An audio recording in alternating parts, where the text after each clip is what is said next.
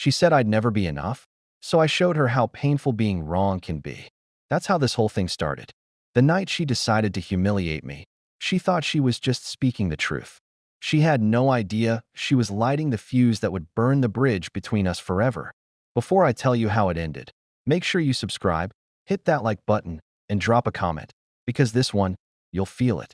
It started on a Saturday night, the kind that pretends to be peaceful. The living room was quiet except for the low hum of the TV and the faint sound of rain hitting the windows. Emily sat on the couch, scrolled through her phone, half listening to me talk about my latest project. I was trying to tell her that things were finally starting to move, that I might have a chance to pitch my business idea to a small investor next week. I was excited, hopeful even, but she wasn't hearing any of it. She sighed, looked up, and smirked. "Ethan," she said, "you're always talking about these ideas. But that's all they ever are, ideas. You never make anything happen." Her tone wasn't angry, just tired, like she was bored of believing in me. I tried to stay calm. "That's not fair," I said. "You know how hard I've been working. It takes time." She laughed softly, the kind of laugh that cuts more than words. "Time? You've had years. Maybe you should face it, you're just not that guy. You try, sure, but you'll never be enough." Her words hung in the air like smoke, bitter and heavy. I remember staring at her, trying to understand when support turned into contempt. She didn't even seem cruel. She just looked done. That was worse somehow. I nodded, said nothing, and turned my eyes back to the TV, pretending I didn't care. But inside, it felt like something was cracking, slow and deep. The days after that were silent. She barely spoke to me, and I didn't try. I started noticing things I had ignored before. The way she smiled at texts from some guy named Brian from work, how her phone was always flipped face down, how she stayed late more often than usual. I didn't accuse her. I didn't even ask. I just stopped chasing answers. One night, she came home smelling like someone else's cologne, and when I looked at her, she didn't even flinch. She just dropped her purse, kicked off her heels, and said, "I'm tired of pretending this is going somewhere." I asked quietly, "You're leaving?" She crossed her arms. "I already have. I'm just packing the rest of me tonight." I watched her walk through the apartment, our apartment, like it was a place she'd rented for too long. She gathered her things, her perfume leaving a trail behind her that used to mean comfort, but now smelled like goodbye. Before she walked out the door, she stopped and looked back. "You'll be fine," she said, her voice almost gentle. "You're just not enough for what I need. Don't take it personally." The door closed, and I stood there for a long time, just listening to the echo of her heels fading down the hall. I didn't chase after her.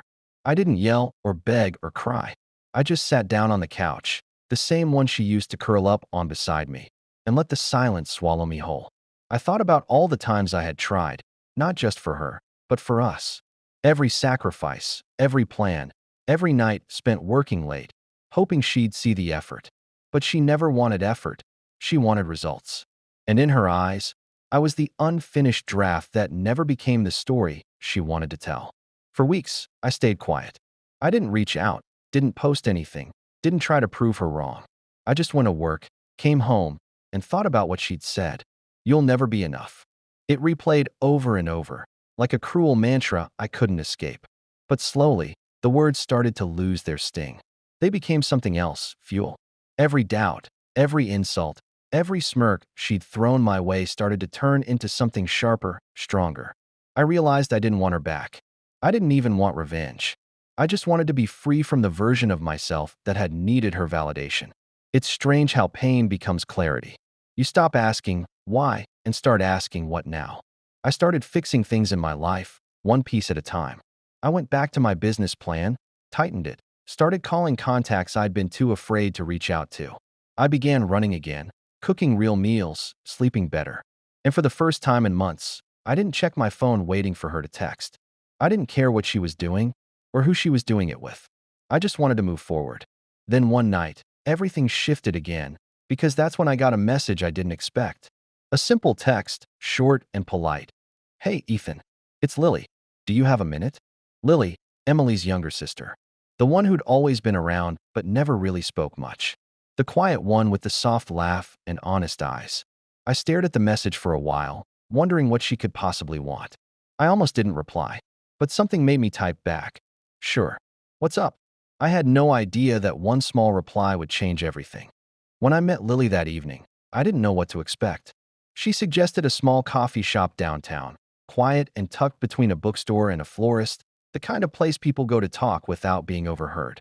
When I walked in, she was already there, sitting by the window with a cup of tea, her long hair pulled into a loose ponytail. She looked up when she saw me and smiled. That same gentle smile I remembered from family dinners. The ones that had always felt like I was on trial. I sat across from her, unsure of how to start. "I hope this isn't weird," she said quickly, sensing my hesitation. "I just wanted to check on you. I heard about what happened." Her tone was soft but careful, like she was stepping through a field of glass. I shrugged. "Yeah, well, it was bound to happen eventually." She tilted her head. "She didn't deserve you. You know that, right?" I almost laughed at that. Funny, I used to think I didn't deserve her.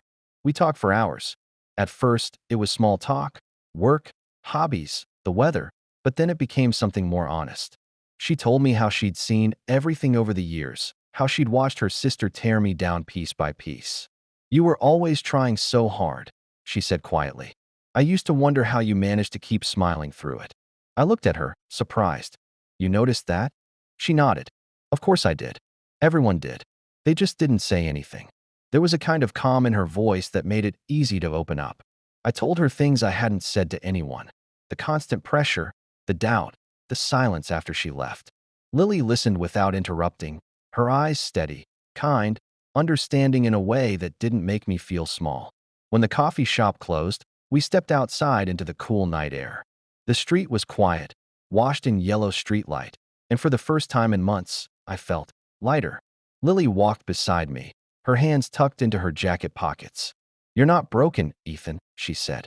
"You just gave the wrong person too much of yourself." That line stayed with me long after we said goodnight. We started seeing each other more after that. At first, it was casual, coffee on weekends, quick calls here and there, but slowly, it became something I looked forward to. There was no judgment, no comparison, no sharp words. She didn't try to fix me or tell me how to live. She just made space for me to exist without pretending. We laughed a lot, too. Real laughter, the kind that comes from shared understanding. One night, we met at a small diner after she finished work. She worked in event planning, and she was always surrounded by chaos. But with me, she said she felt calm. "You know what's funny?" she said between sips of soda. "I used to think you were too serious. Now I get it. You just cared too much." I smiled. "Yeah, maybe that was the problem." She shook her head. "No, the problem was she didn't know what to do with someone who actually cared." That night, when we left the diner, she hugged me before getting into her car. It wasn't a long hug, but it meant something. For the first time, I felt warmth without the weight of expectation. Over the next few weeks, the distance between us shrank until it felt natural, easy. We spent evenings walking through the park, grabbing takeout, watching old movies. Sometimes she'd fall asleep on the couch next to me, her head resting on my shoulder, and I'd just sit there, listening to her breathing, feeling something I hadn't felt in years, peace. But peace doesn't stay hidden for long. It was a Saturday afternoon when the past came crashing through the present. I was helping Lily move a few boxes into her new apartment when her phone buzzed.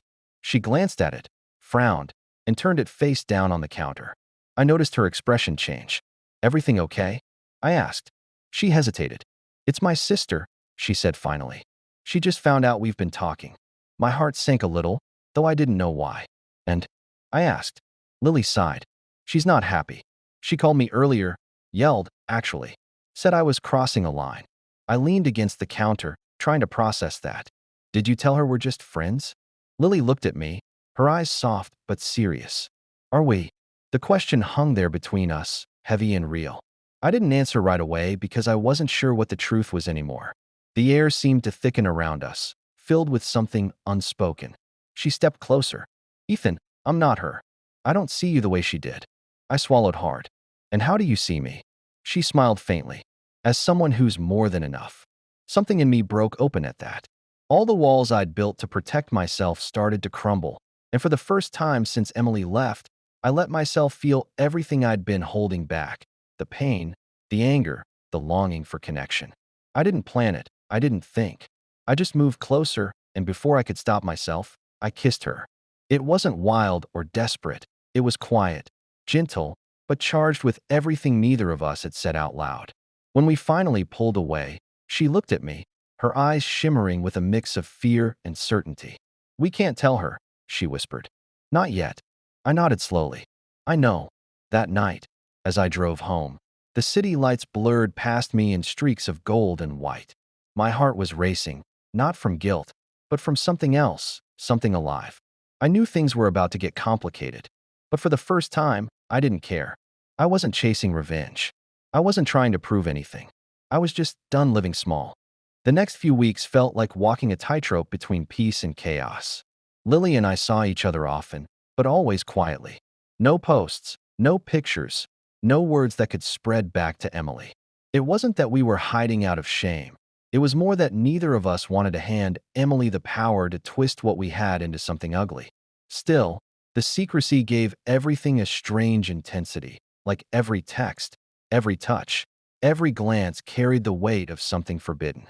But it also felt real, more real than anything I'd experienced in years. Lily wasn't a rebound. She was an awakening.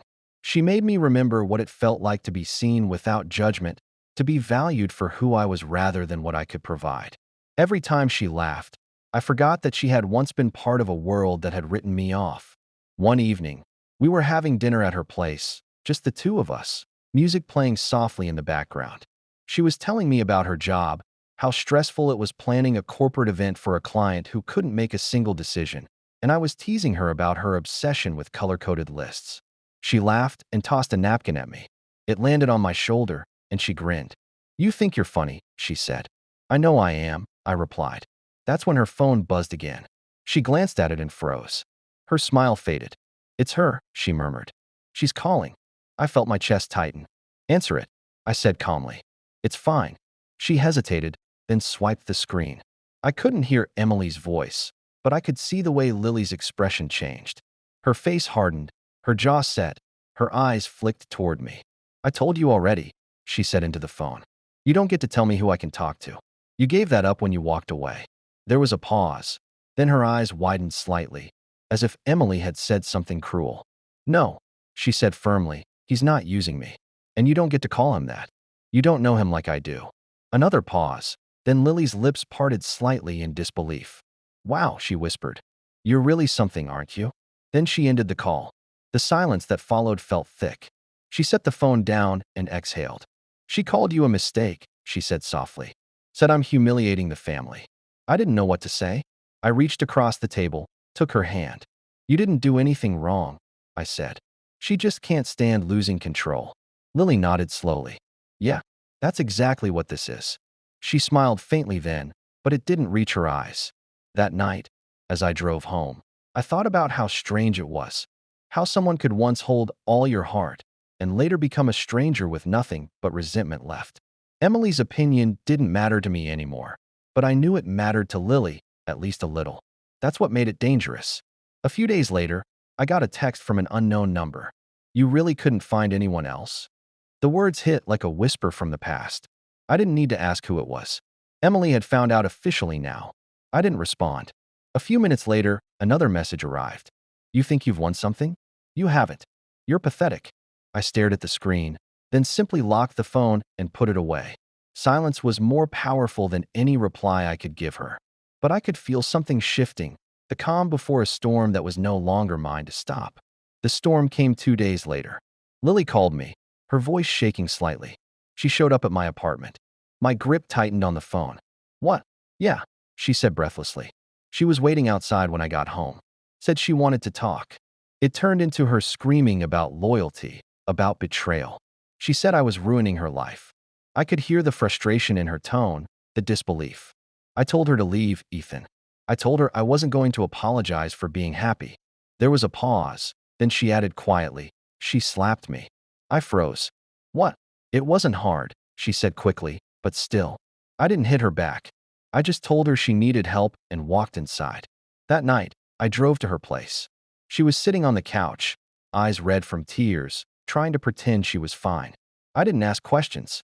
I just sat next to her, put my arm around her shoulders, and let her lean on me. After a while, she said quietly, "She hates me now." I looked at her. "No," I said. She hates herself. You're just the mirror. Over the next week, things escalated. Emily sent messages to mutual friends, trying to paint me as manipulative, as someone who'd preyed on her sister to get revenge. I didn't respond, didn't defend myself. People believe what they want to believe, and I wasn't about to beg for credibility from anyone who thought gossip was truth. Lily tried to ignore it, but I could see it wearing on her. One evening, she looked at me across the table and said, "Do you ever regret it?" Us. I shook my head instantly. Not for a second. She smiled faintly. Good. Because I don't either. I just wish it didn't have to hurt so many people. I reached across and touched her hand. Sometimes the truth hurts before it heals, I said. But we didn't do anything wrong. We just stopped pretending. That night, when she fell asleep next to me, I couldn't help but think about how far I'd come from that night Emily walked out. I wasn't broken anymore. I wasn't angry. I just felt done. Done apologizing for being who I was. Then, a week later, it all came to a head. Lily and I went to a friend's birthday party, a small gathering at a rooftop bar downtown. We were laughing, talking, having a good time. And then, like some cruel twist of timing, Emily walked in. She froze when she saw us. The entire room seemed to stop breathing. Her eyes darted from me to Lily, then back again, filled with disbelief, fury, humiliation. I could feel the weight of every stare in the room pressing down. She walked toward us slowly, her heels clicking like gunfire on tile. "Unbelievable," she said, loud enough for everyone to hear. "You really have no shame, do you?" Lily stiffened, but I placed my hand gently on her arm. "Don't," I whispered. Emily glared at me. "You think this makes you some kind of man? Taking what's mine." I met her gaze calmly. "You left," I said. "You can't lose what you threw away." Her jaw clenched. "You'll regret this," she hissed. I smiled faintly. I already did. But not anymore. She turned to Lily then, eyes burning. "And you? How could you? You're supposed to be my sister." Lily took a step forward, her voice steady and clear. "No," she said. "I'm your sister. But I'm also my own person. And I'm done living in your shadow." For a moment, nobody moved. Then Emily laughed, sharp, bitter, hollow, and stormed out, leaving a trail of whispers behind her. Lily stood there, trembling, but when she looked at me, her expression softened. "I guess it's over," she said quietly. I nodded. "Yeah, it finally is." But deep down, I knew something had just begun. The night after the confrontation at the rooftop bar, everything felt strangely still. The air outside carried that heavy calm that comes right after a storm, when the world seems unsure if it's safe to move again. Lily and I walked in silence down the street, our hands brushing but not quite touching. The city lights shimmered in the puddles left by a brief evening rain. Neon signs reflected in the wet asphalt like fragments of some alternate universe, one where everything had gone right from the start. I could feel her tension with every step.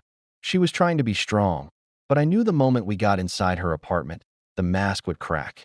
When we finally reached her door, she turned the key, stepped inside, and then stopped in the hallway, her shoulders trembling. She looked at me like I was nothing, she whispered. Like I betrayed her just by choosing to be happy. I walked up behind her, resting my hands on her arms. "You didn't betray her," I said softly. "You just stopped living in her story." She turned around slowly, tears pooling in her eyes. "I hate that it hurts," she said. "Even after everything she's done, part of me still wishes she'd understand." I nodded. "That's what makes you better than her." She looked up at me then, searching for something. Maybe reassurance, maybe truth, and I kissed her forehead. "It's over," I said quietly. "Let her be angry. Let her think whatever she wants. We know what's real." She leaned into me and nodded. But as I held her, I realized something. This wasn't about revenge anymore. It never really had been. This was about finding peace in a place where pain used to live. The days that followed felt lighter. Word spread. Of course, people whispered, speculated, and passed judgment like they always do when drama replaces their own boredom. But I didn't care. Lily didn't either. We started spending more time out in the open. Dinners, walks, small getaways. No more hiding. I could see how free she felt, and that freedom became infectious. For the first time in years, I woke up each morning without that dull ache of inadequacy. I wasn't trying to prove anything anymore. I was simply living, and that was enough. Then, one afternoon, everything came full circle in the most unexpected way. I was at a small networking event for local entrepreneurs. One of those hotel conference setups with too much coffee and not enough sincerity. I had just finished a short presentation about my project, the same one Emily once mocked me for chasing, when I saw her walk in. Emily. She looked different, somehow older, not in years, but in the weight she carried. Her confidence was still there, but it had cracks now, the kind that only life can carve into someone who's used to being untouchable. She noticed me immediately. For a second, she froze, as if debating whether to turn around. Then she straightened her shoulders and walked toward me. Ethan, she said, her tone clipped but controlled. Didn't expect to see you here. I smiled politely. Yeah, life's funny that way. She glanced at the banner behind me with my company's logo and exhaled slowly. So it worked out for you after all, she said. I nodded. It did. Took a while, but it's finally where it should be. She gave a tight smile. Good for you. The words were meant to sound casual, but they felt heavy, awkward, forced. Then she said, I heard about you and Lily. I met her gaze. Yeah, I said simply. She's amazing. Her eyes flickered, a mix of discomfort and curiosity. So it's serious then? It's real, I said. That's all that matters. For a moment, she didn't say anything. Then she sighed and looked away. You know, I used to think you'd never move on, that you'd always be stuck trying to prove yourself. I smiled faintly. You were right about one thing. I was trying to prove something. Just not to you.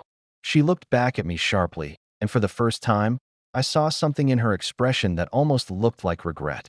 You really loved me, she said quietly, as if realizing it too late. I nodded once. Yeah, I did. But you loved the version of me that existed only to make you feel bigger. She blinked, her mouth parting slightly. That's not fair. I shrugged. Maybe not. But it's true. There was silence between us then, the kind that fills with all the things that will never be said. Finally, she spoke again. Does she know what she's walking into? You and me, the history. I smiled softly. She doesn't need to know the past to understand the present. She knows who I am now. That's enough. Emily looked at me for a long moment, then gave a small, humorless laugh. She's lucky, she said. I met her gaze steadily. No, I am. That night, when I told Lily about the encounter, she didn't get angry or jealous. She just smiled and said, of course she showed up. Some people only realize your worth when it's too late. She took my hand, squeezed it gently, and added, but that's not your problem anymore. I looked at her then, and something inside me settled completely. The circle had closed. The words that once haunted me, you'll never be enough, no longer had any power. They were just echoes in an empty room I had long since left behind. A few weeks later, Lily invited her parents over for dinner. I'll admit, I was nervous. They knew everything now, and I wasn't sure what kind of reception I'd get. But when they arrived, her father shook my hand firmly, and her mother smiled kindly. The evening went better than I could have imagined. There was laughter, warmth, even a toast to new beginnings. For the first time, I felt completely accepted, not because of who I was trying to be, but because of who I had become. Later that night, after everyone had left, Lily and I stood by the window, the city lights glowing softly below. She leaned her head against my shoulder and whispered, Do you ever think about her? I shook my head. Not anymore. She smiled. Good. Because she's still trying to make sense of losing someone she thought she'd already broken. I turned to her, brushing a strand of hair from her face. You know what's strange? I said. If she hadn't said those words, if she hadn't told me I'd never be enough, none of this would have happened. Lily smiled gently. Sometimes pain gives us the map to where we're meant to go. I nodded, realizing how true that was. Every wound had led me here, to peace, to love, to myself. The night faded into quiet laughter and soft music, the kind that doesn't need words to fill the space. As I held her close, I thought back to that last phone call with Emily, the one where she'd screamed that I would never measure up. And I smiled, because now I didn't need to measure anything. I was enough, not for her, not for anyone else, but for me. If this story made you feel something, hit that subscribe button, leave a like, and share your thoughts in the comments. Tell me, have you ever been told you weren't enough, only to prove that you always were?